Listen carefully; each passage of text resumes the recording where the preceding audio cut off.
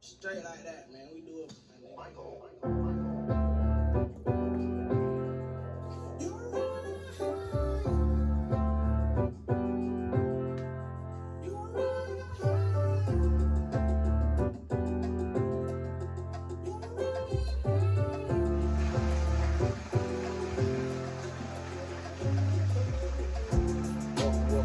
Welcome. Melanated Perspective, episode 2. It's your host, Knyght. Your host, J.R. King.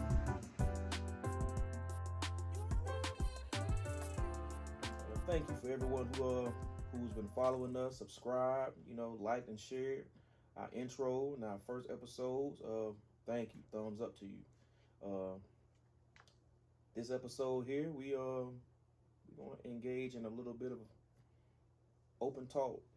Some organic, some things we've already discussed, but some things we are just gonna go off the cuff and see what we can give you all today. How you feel about that, bro? Cool with it. Let's do it. What's on your mind? Well, I mean, we got a lot going on, man. I got a lot on my mind. Let's get right into it. Rittenhouse, the verdict. We got a couple big court cases going on in the society today, but this one, I just mentioned, has already come to an end the other day, and the young man was found not guilty on all charges. And naturally, people feel some kind of way about it. Me personally, I feel like it shouldn't be a shock or a surprise. I was more appalled by the actions and antics of the judge throughout the trial than I was the verdict. What you think? Well, I didn't follow the case that closely, but what I see when I see things like this, it's always something else. It's always something that we need to get emotional about. It's always something that we need to feel some kind of way about. And the verdict is exactly what it needed to be. It shows America's hand over and over. And yet we still feel the same way every time. Oh my God, I'm so upset. Let's hit the streets, protest. Let's be outraged. Man, I just think that's bullshit, really. We get outraged, we get emotional for a week or two, and then we go right back to our regular lives. And there's nothing ever going to be done about it. So I'm not going to say I don't care about things like this no more, but you become numb to it. And hold on, I don't want to cut you. I want you to clear something up. Mm-hmm. So when you said for the people out there listening, right, all our viewers, I want you to clarify what you said. You said you think the verdict went the way it should have went. Explain to the public, what you meant by that, because we know how our people are. They gonna take what you said and like, he want him to be up. No, I know what he mean. He ain't mean that. Explain what you meant, man. Actually, I did just mean that. Because it shows America's hand, like I said. It's happening over and over. And yet we see it, and we're still surprised, and we still react the same way. But when are we going to put ourselves in a position to do something about it? This wasn't a race thing, yet they made it a race thing. And I just feel like we keep falling for the same thing. It's going to be the same thing over and over. A cop kill a black person, a cop kill someone, they're going to get off. It didn't happen how many times in the last 2 years? Just the last 2-3 years. How many times has it happened? But then I also ask you a question. What's the difference between what's happened since the 60s and the 50s and the 40s?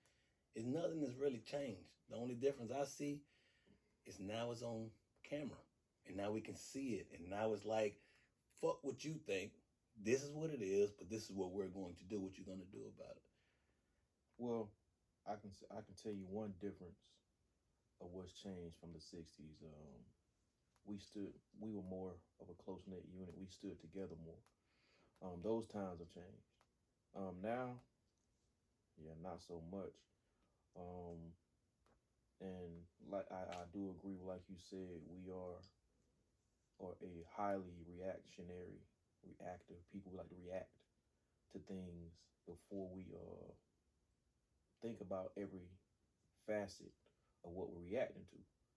In this particular court case that we speaking on, it was good that the verdict came the way it did, so it could be just another chapter for people to wake up and see where America stands. You know, it wasn't good that he got off scot free. So people say that he ain't get nothing for the crimes he committed. No, it was good so you all could see, you know, everything.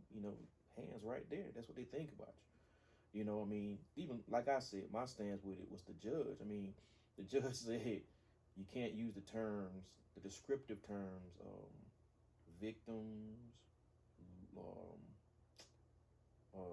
what was it, looters. No, you could use riders, and so forth, but you couldn't in description of Mr. Young Rittenhouse. You couldn't use assailant or suspect or perpetrator, stuff like that, to describe him in a negative light. That's so. I mean, the judge was just all out. He was all out, just showing you how things are going to turn out. Even from the time when his phone went off, and it was playing some music that was used during a Trump support rally when Trump was going. I mean, like, come on, man. I mean, he was showing you where he stood and what he thought about the whole thing. So if people don't see this and be like, dang, man, we need to do something more besides just getting mad about it. Get mad ain't gonna do that.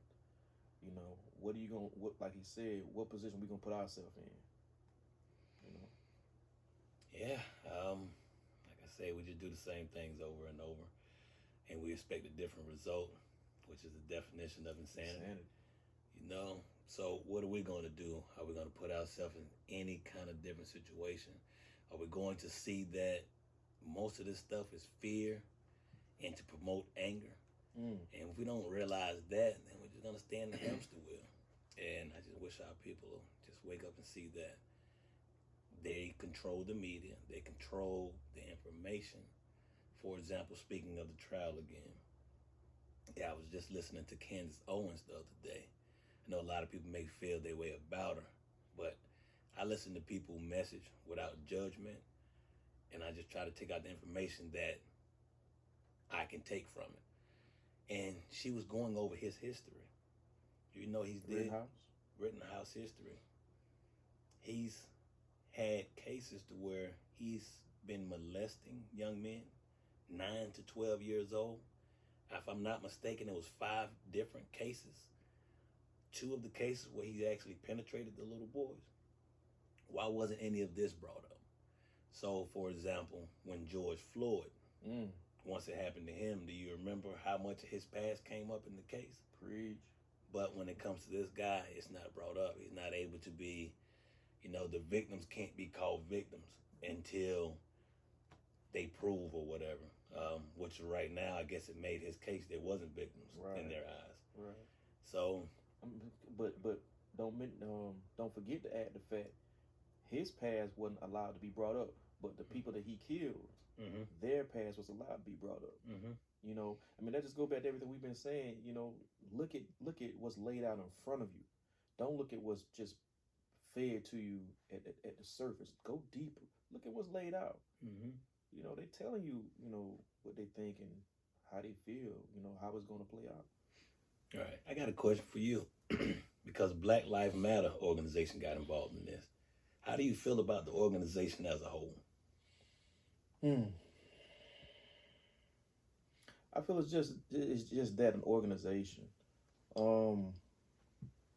My research on it isn't extensive, so I can only answer that question just like that. Because I've heard a lot of conflicting information about it, which made me look at it differently from what I did when I first learned about it. I don't think I think it's a portion of it. maybe for some type of financial gain for those who are involved. It's an angle some kind of way with it. So I don't know, like I said, I don't know all the facts or details about it, but I know it ain't 100% legit. I can say that much. Because if it was everything we just mentioned, that would be at the forefront right after this trial. You know, why was this not brought up? Why was this excluded? You know, bump everything else, you know, what people are getting mad about. I mean, heck, he killed 2 white dudes. You know, two or three. Was it 2 or 3? He killed two, and the third one was shot in the arm. Yeah, he injured and killed 3 white people. You know, so I mean, yeah, that would have been a good segue for that movement to bring stuff to the forefront if their motive was genuine. That's just my take on it. You know, let somebody else of our race get killed, they'll be right there. You know, I don't know. I stay at that Black Lives Matter convo a lot, man, because I'm not well versed on it. Yeah. I feel like I haven't done my research that deeply into them. I feel like it's a BS organization, and I feel like until we, as a people, get an organization to where they're actually going to go fact check and dig into the law and actually help the people, I just don't see the need for an organization. Get us out there. We're going to riot. We're going to protest. Black Lives Matter. It doesn't get us anywhere. You know, to be clear, it never got King anywhere. It didn't get anyone in the 60s anywhere. They didn't really make progress until they started the boycotting stuff. Instead, they started going towards the economics and stuff. I was just about to say, go a little deeper. Until they started going to where they were hurting the pockets of the government. Once you started affecting them financially, now they're going to listen and try to change something. And until we realized that, stop doing the same things over and over. We're following these organizations, but what are they doing? Yeah. Are they coming in there making a difference? Are they bringing a team of lawyers? Are they doing anything? Are they making sure through some kind of media outlet that we are knowing all of the facts about the case? If the answer is no, let's get rid of these clowns. That's kind of how I feel. I think people latch on because they want to be a part of something, and the high that is received when you are a part of something is what keeps people going to these different organizations that are called movements. You know, that's how they keep surviving. You know, and I think once they get in there and see it's not what it's all cracked up to be, that's when you start seeing less and less of these organizations that pop up when these tragic things happen across the country. Excuse me. Yeah, man. You spoke of Miss Owens. Yeah, I'm probably one of the people who try not to speak on her too much, but I will say she does say some things that people need to listen to, because she has her views, and her views are her own. That's her opinion. But some of the things that she says within her views make sense. And once you go back, like as I have, you know, on several different topics, went back and looked at what she was saying, she was absolutely right. Yeah. You know, so one being that we react too much. We do. You know, instead of seeing what would better serve us when something happens, reacting or getting everything listed of what happened and seeing what, you know, it's like chess. What'll be our best move, you know, instead of just, you know, protesting and or looting, rioting our own neighborhoods, you know. Mm-hmm. Yeah, well, this is how I feel. One thing I teach my boys, or any young men that I'm working with, about anger and lashing out. Once someone knows that about you, they're going to manipulate you and get you to use it against yourself. So if you had a bad attitude what I would do is just push your buttons, wait until you build up. I know you're about to lash out, and then I put my hands up and I play victim. It's pretty much what they do to us all the time. So I say that to say, if we had real leaders, if we had people in position, because the young are the energy. Right. You know, they're going to bring that passion, that energy. They have the fight. The older people really don't have that much fight, but they're full of wisdom and knowledge. Right. If you had the right leadership in place and you can guide these young people, you pretty much got yourself an army out there. And if you teach them the right way and you teach them, you don't need to go out here and just burn stuff or loot. You don't need to do it this way. But we're going to take a team of you guys, come over here. We're going to tackle this legally. We're going to take another team of you guys, and we can just break stuff down to put these young people in place, to push them in a direction to actually make real change. If we don't do that, then it's pretty much on us, and the reason why we fail. You know, we can't keep on looking at this generation saying, well, this generation is the worst generation ever. Yeah, we're the parents of the generation. You know, I got kids that's 21 down to 14. So pretty much if I point my finger and say they're the worst generation, I point myself saying we're the worst generation of parents. So once we step up and just stop pointing the finger all the time, we actually do something ourselves, nothing's going to change. We have 100 organizations out here, Black Lives, Blue Lives, Purple Lives, whatever. It's never going to change because we sit around and look at what they're doing over there. That politician still ain't made no change. No, we ain't made no change. We haven't done anything. We sit around and complain, wait for government handout, have the victim mentality, and we just sit around and we complain. But not one time are we trying to build something.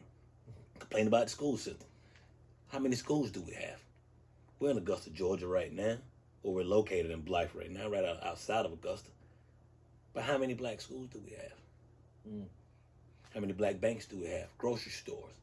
We have black farmers located all throughout the city selling beside the road. How many of you guys go support them when you ride right by and go to Walmart? Until we figure out these problems on our own, shut the fuck up. Stop complaining and keep your reaction to the keyboard. You know, that's kind of how I feel. It's easier. It's easier to do it that way, man. It's less fallback, less flack, less accountability. No accountability. You know, when you don't have to put yourself on the front line to support your own, which is not popular. You know, most people don't. We're trendy. You know, society is trendy. You know, and if it's not popular, if everybody else ain't wearing it, you know, eating it, living in it, or driving it, everybody don't want to be doing it. You know, and until we get, you know, we need to put a total reset on the mentality of society as a whole. You know, and we got to start with our inner cores. You know, and that way it'll spread out. But until that mindset is reset, society gonna still be governing, you know, the way it is. Things gonna still be going the way they're going. We don't support each other. You know, it's easy to say, "Oh yeah, I'm support my black people." Man, please. Going in a black establishment one time is not support. You know, I was just talking to one the other day. I told you about it. I won't mention him, but you know, he's considering shutting down because of the lack of support. You know, of course, you know, some of his main objectives have been due to the shutdown that the patrons of his patronage from post. You know, he can't get on post, or the officers can't come off post for their lunches anymore as much as they were before COVID. So that hurts him. And then people out who are not officers, who are not on post, they don't patronize him that much. Why? You know, you got a lot of people who want healthy eating alternatives or different, different services, barbers or home improvements. I'm just talking Tobacco Road, you know, but you'll go Deansbridge, Washington Road, you know, even Columbia County, to get the same thing that you got right here in your area. You know, so we got to really utilize what we have right here, you know, in our vicinity, you know, to keep them here. We got to support each other, man. We don't, you know, what we doing. Yeah, I agree. On the flip side of that, I'm not going to call names either. But the person that we're talking about may need to consider changing their prices a little bit. I mean, we could say it's because of everything else, but I've been there. And my wife and I are vegans.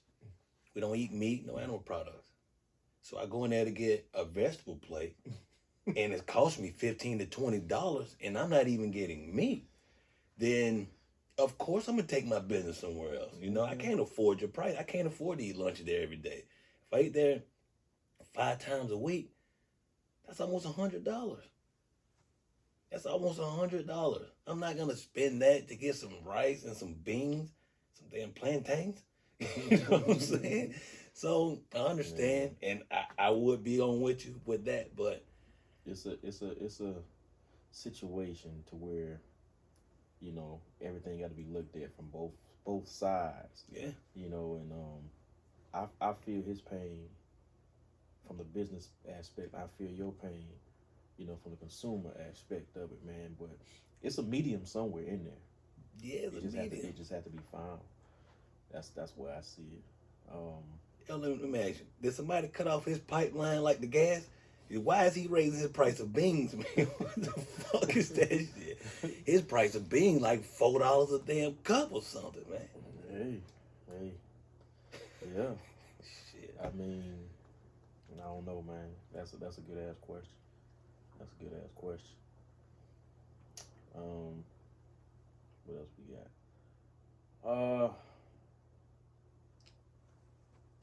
Music. We both come up off hip hop. We both come up off hip hop in the genre, and we've seen the good, the bad. You know, we've seen the transitions it's made. We've seen the legends it's produced, and you know the new stars it's producing, and but we also understand that hip hop has a dark side that a lot of the creators in it can't seem to shake the lures of their environment, where they come from, and end up losing their lives. You know, I understand the codes, you know, that come out with that street, you know, but yeah, especially when you see people are helping other people, yeah, do they deserve to be cut down so soon? You know, look at Nip. You know, look, we just lost the cat in Memphis, dog. You know, and we can go back as far as the senseless killings of Pac and Big. That was just totally senseless on both sides. You know, people should be losing their life to make music, not to make music. You know, what you think about that? I think it's more of the mindset. I don't want to sound insensitive by saying this, but you can't put out all of that into the atmosphere and really expect too much different. You know, I understand that someone lost their life, but these boys beefing. You know, the other guy, grandma's house got shot up. You know, that's no longer music. It has nothing to do with music at that time. That's a mentality, you know, and until we change that mentality amongst ourselves, it's going to keep happening. You know, you're putting out to our kids, fuck that nigga, shoot him in the face, shoot his grandmama house. So you want to say all this. You got the kids out here repeating your every word. So when the shit comes, it comes. You know, you're going to attract what you put out there. So when I hear it, I'm like, well, yeah, that's what he put out there. Now, I heard the good stuff this brother was doing. But does it really outweigh? Does it even it? Does it make it balance? You know what I'm saying? Look at what you're putting out there every day, all day. Now, he's such a great businessman. Like I said, I don't want to sound insensitive. He's such a great businessman. Why he wasn't putting that in his music? Why wasn't he teaching our young brothers and sisters? It's a different way. I've made it, and now this is what I'm doing for my kids. Every year, I'm going to buy them a foreclosed property. I got 100 properties in my portfolio, but how many times he's putting that out there? I'll tell you why I think, and I may be wrong, but I think why artists like him and you know, and himself don't put that type of content out is because they don't own their own distribution. Most of them, even if they're independent, they get distribution deals. So if I'm giving you a contract to put out this type of content, I'm going to distribute it. But when you get to the point where you putting out content that I know, what I feel like, I'm not from your city, I'm not from your environment, I'm not even from your race. But if I feel like I can't make $1 off the content that you putting out that you want to help your people, I'm not going to put it out. So that puts your back against the wall, and you keep putting out content that I want. You see what I'm saying? Right. And I think that's what a lot of those artists are posed with. It's just it's a question of your moral compass. You know, but you know, if you're not on that level to understand those types of things, and I don't think a lot of them, I may be wrong again, but I don't think a lot of them are. You know, they just look at, you know, the money aspect of it, how they can feed their families. You know, they gonna choose to create the content that their distributor will distribute. What's gotten them to the point that they're at. They're not gonna make music about, well, you know what? Every year I make sure I got enough money on my kid's birthday to buy a foreclosed house for them. Every year, me and my team, we put together turkey drives. Every year, we do something to make sure we buy out the whole block in our neighborhood. We own it. They're not gonna make that type of music because the people who put their music out don't want to hear that. Because I'm still, you know, at a loss for words to why there's no black distribution company. I know we had 3 label owners back in the day got together and tried to create one because they saw the need. You know, we needed our own black distribution company. And when they did, each one of them got federal cases put on them, was taken down. You know, and when you dealing with those types of things, man, it's hard.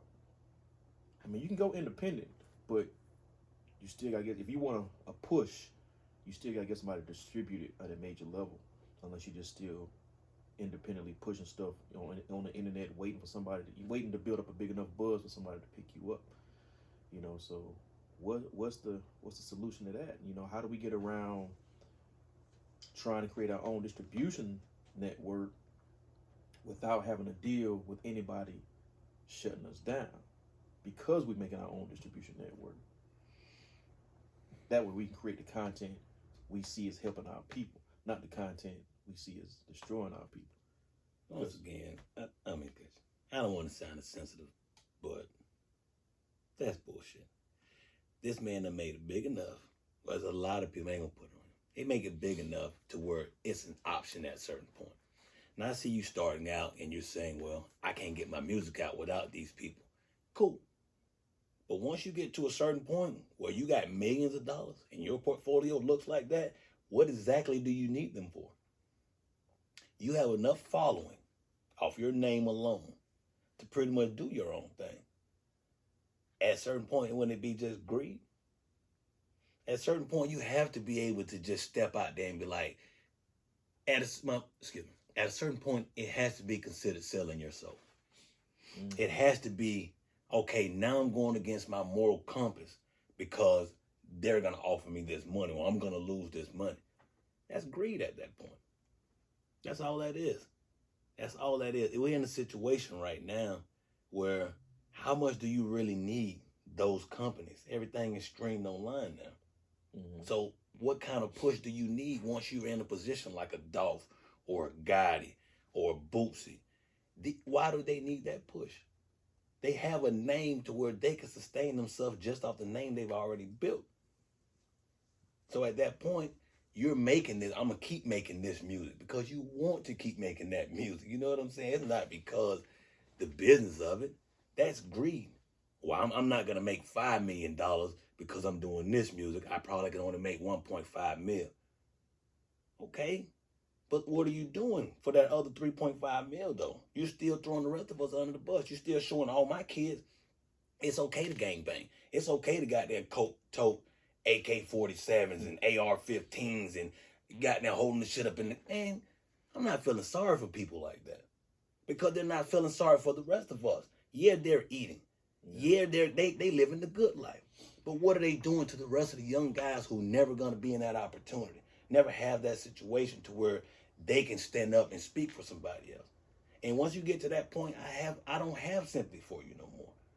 You know, do I want these young guys to get killed out here? No, but that's what they bringing to themselves. If I got them carry guns every day, all day, and the only thing I talked about was killing the motherfucker or goddamn the ops and all that, then what do I expect the world to bring me? Yeah. You know what I'm saying? If I'm out here flashing guns and I'm running up on people, when it's my turn, it's my turn. You know, ain't no, oh my God, I feel so sorry, recipe. Man, y'all fake as hell. All y'all that Young Dolph, R.I.P., oh my God, man, yeah. But when he's doing all the stuff that I'm talking about, everybody's here, yeah, man, yeah, I'm with that shit. But then when the shit go down, be with that shit too. Because that's what happens. Then show the young people that this is part of the cycle. You know, shit, that's how I feel about it. I don't want to be insensitive, but I get tired of all these excuses of why people can still do this. You still can push all this material out.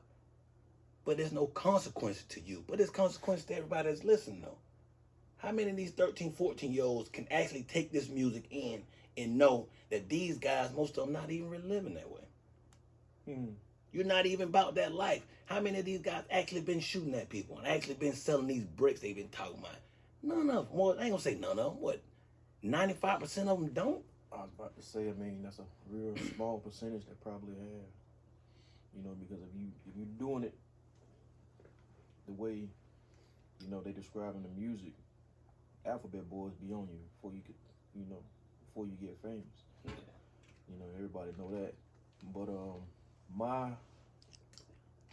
my thing, what you just said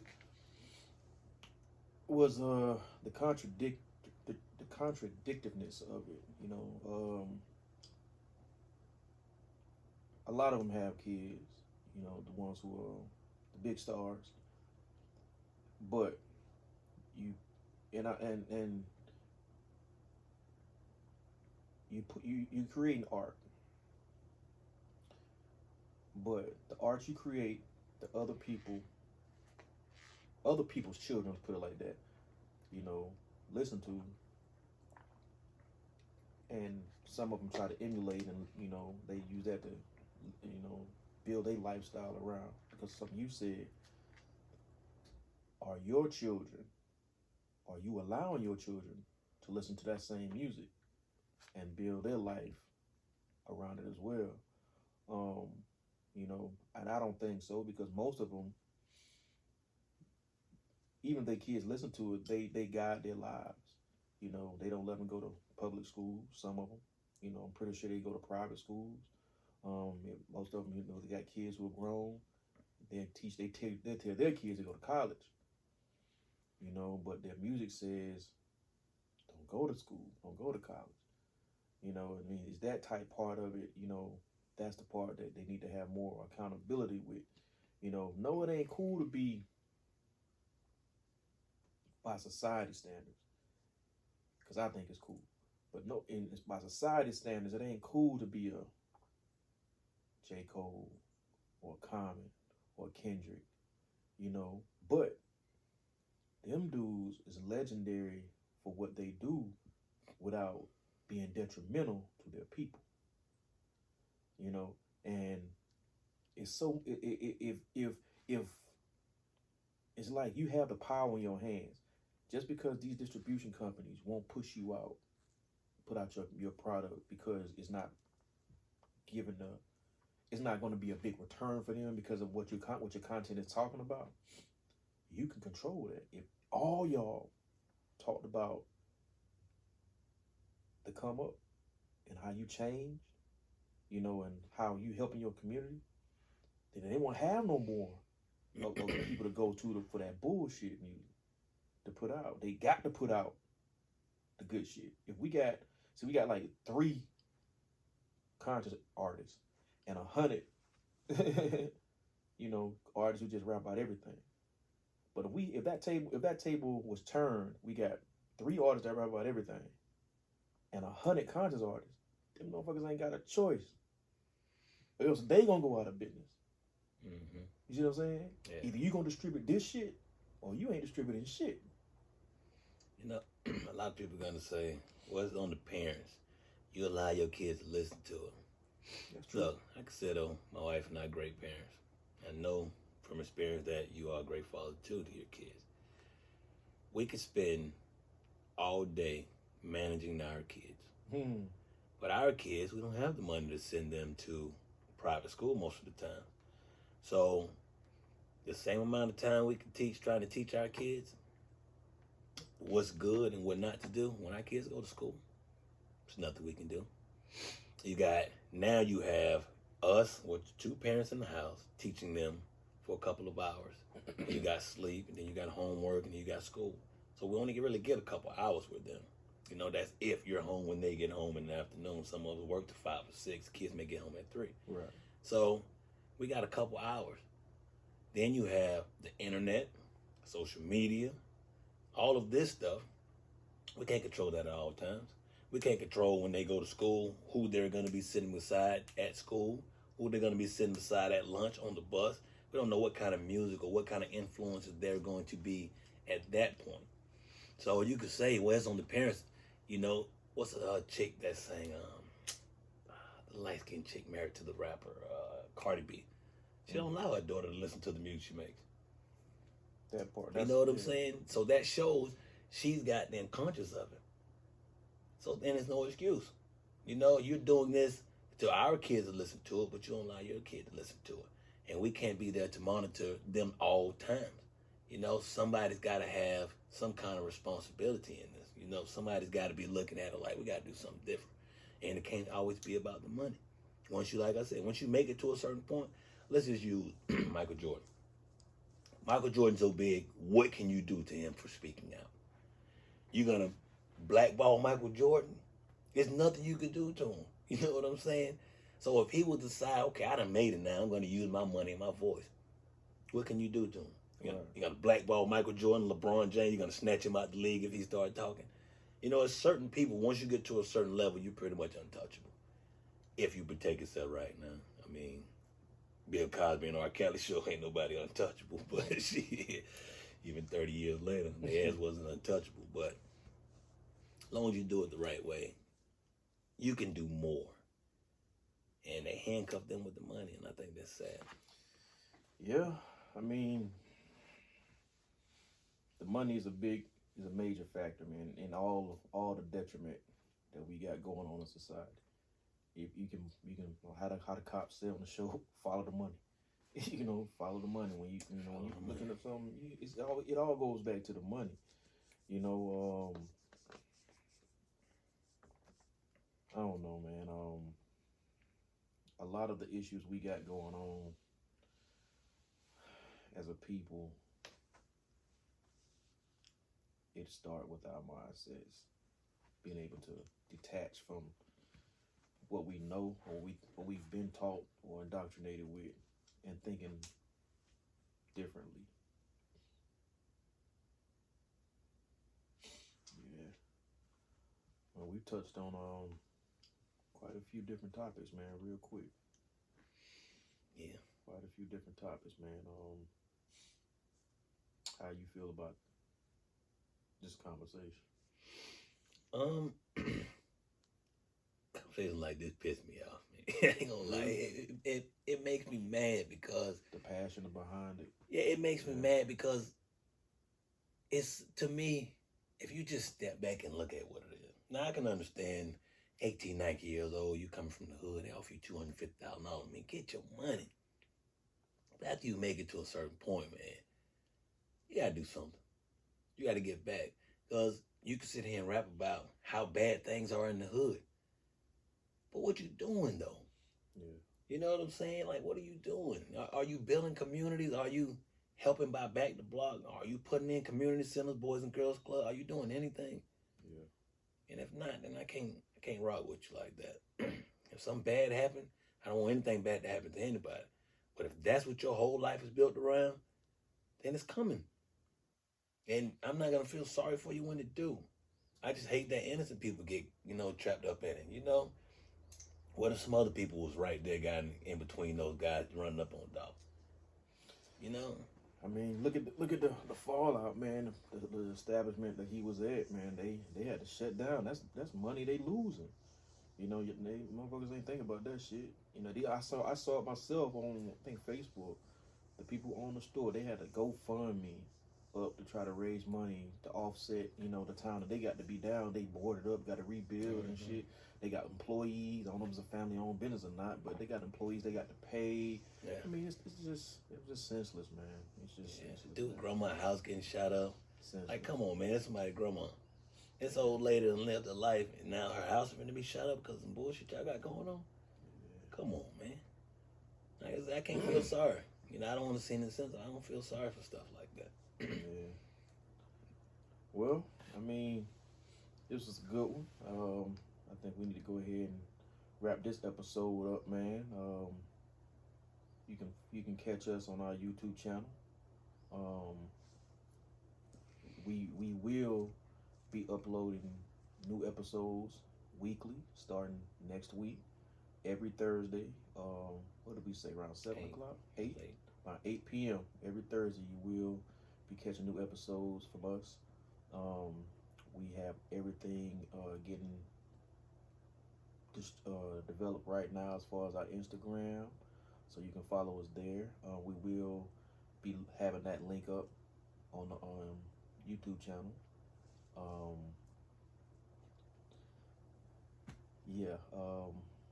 get ready to take it on out, JR. All right, so I appreciate y'all.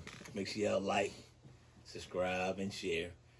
I see you guys looking at the video, but the likes and the shares are not up there with the views. So if y'all can, at least comment, like, share, subscribe to our channel. Please help us share out. These things, man. Please share it. And we're going to keep on pumping our content. Oh, yeah, and leave a comment. I mean, share our material, but leave comments. If you would like to come to our show and sit and have a conversation with us, leave us a comment. We'll most definitely like to set that up and have you as a guest speaker here with us at the Melanated Perspective.